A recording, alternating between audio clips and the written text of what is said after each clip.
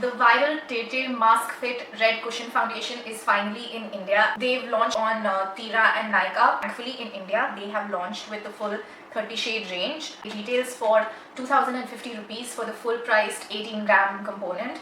Now I bought mine from Japan 2 months ago for around 1600 rupees. It's obviously cheaper over there and a little more expensive in India. Abroad, they do have a black, a pink, and I believe a silver white variant. I believe the pink has matte full coverage and the others are less coverage than this. So the pink is the only other one that I considered, but I ended up going with this because the pink was looking too cakey on me. If you are not aware of what a cushion foundation is, it basically has a sponge-like packaging, and the foundation is all under this sponge. So when it comes out filtered through the sponge, so not a lot of product is dispensed, and you get a flat sort of cushion puff that you can use for application, and this usually comes with the package. And typically cushion foundations tend to have some sort of SPF in them. This one has SPF 40 PA++. I think that's pretty good coverage for a makeup product. Like, we live in a world where there are products with SPF 15 in them. I don't know why, I don't know for whom, but this one actually has a decent amount of SPF, so it's great for daytime wear when you want a natural finish and you don't want things to look cakey, but you still want your sunscreen coverage. I'll be honest, I don't just wear this for sunscreen. I do wear a sunscreen underneath this because I just like to have a lot of coverage, and you need to apply a certain amount of sunscreen for it to be effective, and I don't think anyone uses that much foundation, right? Is the shade range great for a foundation being launched in 2024 in a country like India? No. Is the shade range great for a foundation that is coming out of Korea in the form of a cushion foundation? Yes. Why is this cushion foundation being talked about instead of all the others that have existed all this time? The shade range is the reason. Previously, we've seen Korean foundations typically tend to have colors like white, ivory, parchment, beige, and that's it. You do have shades for dark skin, but most of the shades are for medium skin. If you're looking for a lot of shades for very dark skin, the distribution isn't that great. I really hope that they actually end up introducing this in offline stores to swatch and try, and I'm going to tell you why in just a second. I was tanned when I bought this foundation, and now my tan is sort of wearing off. I ended up buying 2 shades. I have a neutral undertone. I'm slightly olive, but in a very muted sense of the word, like not warm olive. If you have skin that looks slightly grey toned, which mine does, then you will know that this is your undertone. I'll list my other shades for foundations in the description box so that you can kind of figure out if these would be a good shade match for you based on the other foundations that I wear, if you're the same skin tone as I am. The darker one is 27C Cool Beige. I also got the shade 25 and Mocha. Now, I felt if this is cool and this is neutral, then this would be warmer than the cool tone one, right? That's not what happened. This is what a cool tone shade is supposed to be according to them. I don't know how this is cool tone. The neutral one looks like this, right? I have to say the coverage is really good. It's concealed my veins on both sides. Now this is neutral and this is cool. I don't think this is cool. In what world is this cool tone? On this side, I'm going to try this shade, which is 25N Mocha, neutral. Let's see. You guys can see this now on the screen, the difference. Please tell me which one looks better on me compared to the rest of my body. I usually shade match with my chest, and sometimes I hold the back of my hand up to sort of check. Yes, their shade range is great, but one thing they need to work on is their undertones, because if you see my undertone, it's actually a lot more cool, or a lot more neutral, I should say, than the foundation.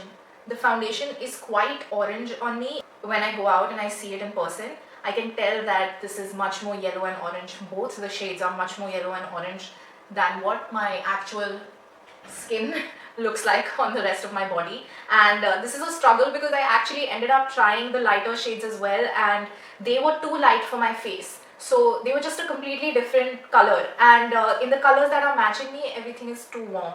So even though they deserve credit for increasing their shade range and attempting to be inclusive, I feel there is more work to be done still. I love how dewy it makes the skin without making it look greasy. It doesn't look too shiny, which I like. I don't want to look like an egg, you know, like a boiled egg once it's been deshelled. gives a nice like glow to the skin. It also gives a very impressive amount of coverage.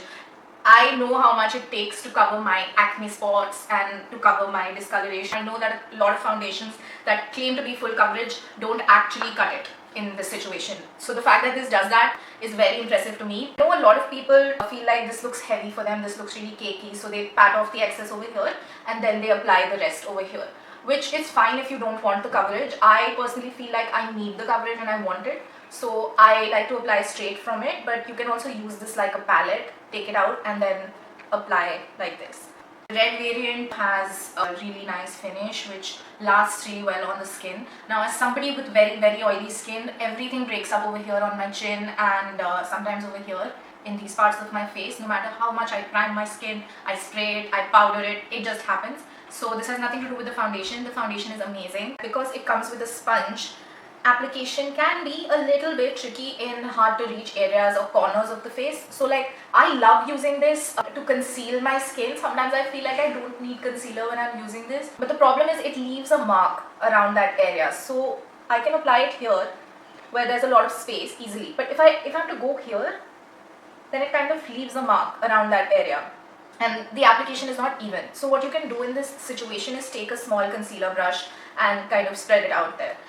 You won't be able to work with a puff in that situation.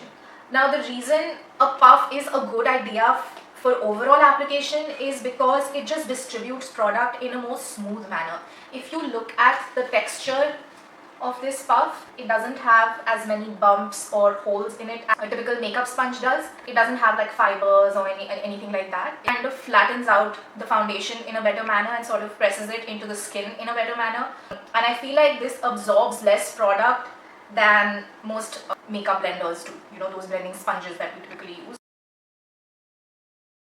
When it comes to price point, I bought it for cheaper than what it's available for here. Yes, that is true. But I do feel that it performs really well. If you want a very beautiful finish to the skin, I don't see how you could go wrong with this. Honestly, if I had to repurchase this in India for the price that it is in India, I probably would. A lot of makeup has become really expensive now for no reason. Now drugstore doesn't mean below 500 rupees anymore, it's below 1000 rupees. And all the prestige professional makeup brands, they've also raised their prices, and I'm not sure that the quality has gone up in accordance to the price. So keeping that in mind, I would say 2050 rupees for this is good, but I would also wait for a sale like I always do and see if I can get it for less. But there's one thing I have to say about cushion foundations, right? As someone who has used them many times and loves them, but has an unhealthy, toxic relationship with them. Cushion foundations are terrible for the planet. Okay, this entire thing is plastic. It has so much plastic inside. And the amount of actual product that you get in terms of how much foundation you're getting inside this is not a lot. Cushion foundations, I've found, they dry up pretty fast. Now, I don't know if this will happen with this because I've not finished this. So I don't know how soon this will happen with this, but my other foundations, the liquids that I buy, those tend to last pretty long, and I'm guilty of using them beyond their expiry date.